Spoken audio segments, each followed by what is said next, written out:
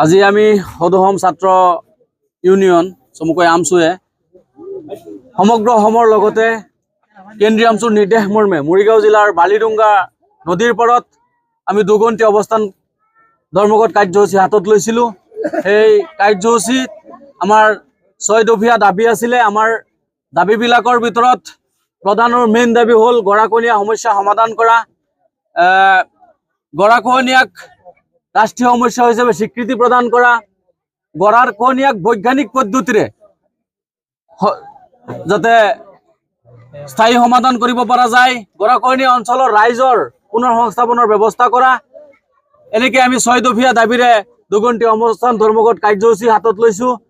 আমাৰ কথা হ'ল আমাৰ দাবীখিনি যদি পূৰণ নহয় আমাৰ এই আন্দোলন তীব্ৰতৰ হ'ব আৰু কণ্টিনিউ চলি থাকিব। আমি পৰৱৰ্তী সময়ত মৰিগাঁও জিলা উপায়ুক্তৰ কাৰ্যালয়ত দৰকাৰ হ'লে এই বুঢ়াগাঁও বালিডুংগা অঞ্চলৰ পৰা আমি খোজকাঢ়ি উপায়ুক্তৰ কাৰ্যালয়লৈ যাম। তাৰপিছত আমি দিছপুৰ কাৰ্যসূচী ঘোষণা কৰিম।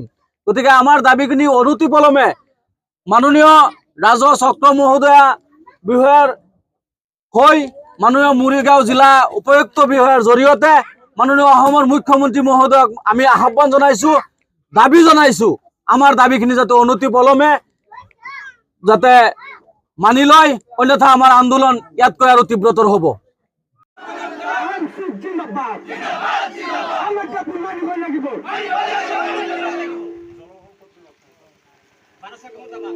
আমার দাবি মানি লক আমসু জিন্দাবাদ জনসংখ্যা বিভাগ মুর্দাবাদ জনসংখ্যা বিভাগ হায় হায় জনসংখ্যা বিভাগ মুর্দাবাদ অহিংসা মুর্দাবাদ আমসু জিন্দাবাদ আমসু জিন্দাবাদ আমার দাবি মানি লক আমার দাবি মানিব লাগিবই।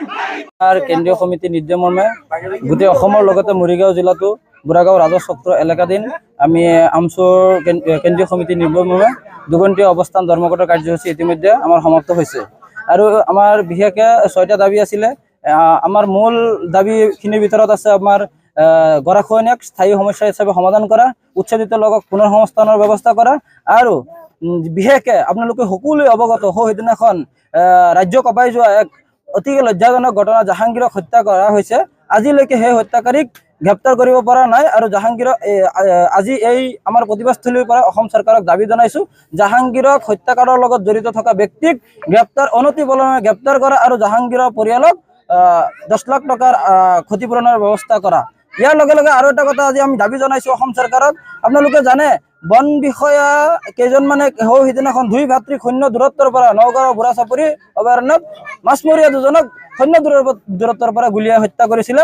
আৰু যিসকল ব্যক্তিয়ে হত্যা কৰিছিলে সেই বিষয়াক এতিয়ালৈকে গ্ৰেপ্তাৰ কৰা নাই। এতিয়া আমি আমচুৱে দাবী জনাইছোঁ সেইসকলক গ্ৰেপ্তাৰ কৰা আৰু 2 ভাতৃদ্বয়ক পৰিয়ালক 10 লাখ টকাকৈ উপযুক্ত ক্ষতিপূৰণৰ ব্যৱস্থা কৰা। আৰু অতিকে লজ্জাজনক বিষয়, APDCL বিদ্যুৎ বিভাগে স্মাৰ্ট মিটাৰৰ নামত অসমৰ ৰাইজক জ্বলা কলা খুৱাইছে। আৰু বিশেষকৈ আজি আমাৰ আমচুৰ দাবী আছিলে অসম চৰকাৰে বিদ্যুৎ বিভাগৰ থৈ APDCLক নাকি লগাব লাগে আৰু যি স্মাৰ্ট মিটাৰৰ পৰিৱৰ্তে পূৰ্বৰ মিটাৰ বাহাল ৰখা।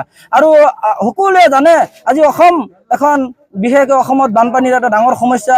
অসমৰ বৰাকৰ পৰা ব্ৰহ্মপুত্ৰ বিভিন্ন নৈপৰীয়া অঞ্চলত বানপানীয়ে প্ৰত্যেক বছৰে বিভিন্ন ধৰণৰ সমস্যা আৰু মানুহক যথেষ্ট আৰ্থিকভাৱে জুৰুলা কৰিছে। আৰু বিশেষকৈ গৰাখহনীয়াই যিসকল ব্যক্তিক আজি গৃহহীন কৰিছে সেইসকল ব্যক্তিয়ে আজি ক'ৰবাত গৈ আশ্ৰয় লৈছে আৰু তেওঁলোকক উচ্ছেদ কৰা হৈছিলে। আজি যিসকল লোকক উচ্ছেদ কৰা হৈছিলে সেইসকলক এতিয়ালৈকে সংস্থাপন দিয়া নাই। দলপুৰত উচ্ছেদ হৈছে, দৰঙত উচ্ছেদ হৈছে, বিশেষকৈ শেহতীয়াকৈ মৰিগাঁৱত বিভিন্ন স্থানত জাগিৰোডত মৈৰাবাৰী আমাৰ এই চৰত উচ্ছেদ হৈছিলে। সেই উচ্ছেদিত ব্যক্তিক সংস্থাপন দিয়াৰ নামত তেওঁলোকে বেগবানা কৰিছে আৰু সংস্থাপন দিয়া নাই। গতিকে আমি আমচুৱে দাবী জনাইছো যে অসমৰ যিসকল উচ্ছেদিত লোকক পুনৰ সংস্থাপন দিয়াৰ ব্যৱস্থা কৰক আৰু ভূমিহীন লোকক ভূমি প্ৰদান কৰক। এয়া আমাৰ আমচুৰ স্পষ্ট দাবী আছিলে। আৰু অনাগত দিনত যেতিয়ালৈকে আমাৰ এই সমস্যাখিনি সমাধান নহয়, আমচুৰ নেতৃত্বত অহৰহভাৱে আন্দোলন চলি থাকিব, এইটো স্পষ্ট কথা। বিদ্যুৎ বিভাগ হাই হাই, বন বিভাগ হাই হাই, বানপানী ক্ষতিগ্ৰস্ত পৰিয়ালক ক্ষতিপূৰণ দিয়ক।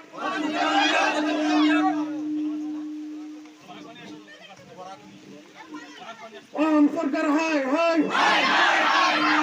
দ্বাৰা যি ইয়াত ধৰ্ণা কাৰ্যসূচী পালন কৰা হ'ল, ইয়াত উপস্থিত সকলোকে মই নমস্কাৰ জনাইছো।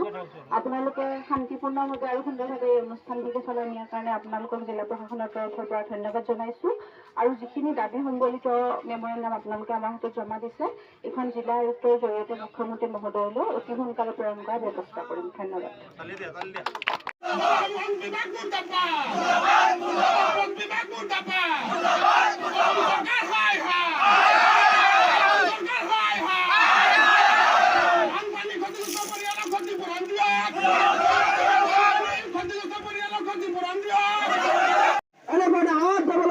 আমি যাতে বিস্ফোৰণ আজি এই কথাটি বিস্ফোৰণ আনি যাব লাগে।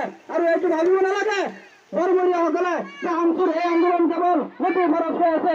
এই আন্দোলন আমি দিল্লীলৈ যাবলৈ বাধ্য হ'ম যেতিয়া